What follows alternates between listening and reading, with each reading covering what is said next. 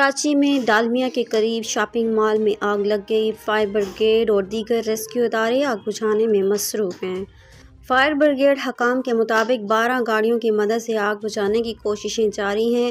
जोहर मोड़ के करीब शॉपिंग मॉल की बलाई मंजिल पर कॉल सेंटर्स हैं, जहां पर अमला मौजूद है। 10 अफराद जाँ बहक हो चुके हैं।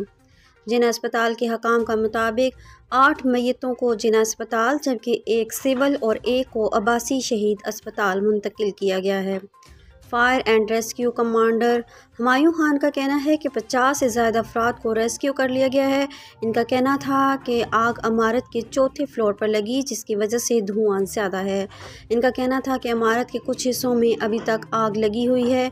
Fire and rescue commander Humayun Khan का कहना था कि इमारत के पिछले हिस्से से 2 अफराद को इसनार पुल की मदद से रेस्क्यू किया गया।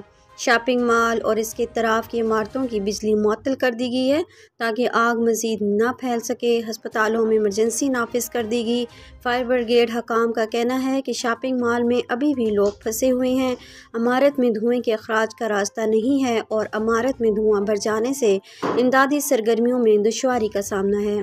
फायर ब्रिगेड हकाम के मुताबिक इमदादी काम के दौरान रेस्क्यू एहलकार ज़ख्मी हुआ। हकाम का कहना है कि इमारत में आग बुझाने के आलात भी नहीं हैं।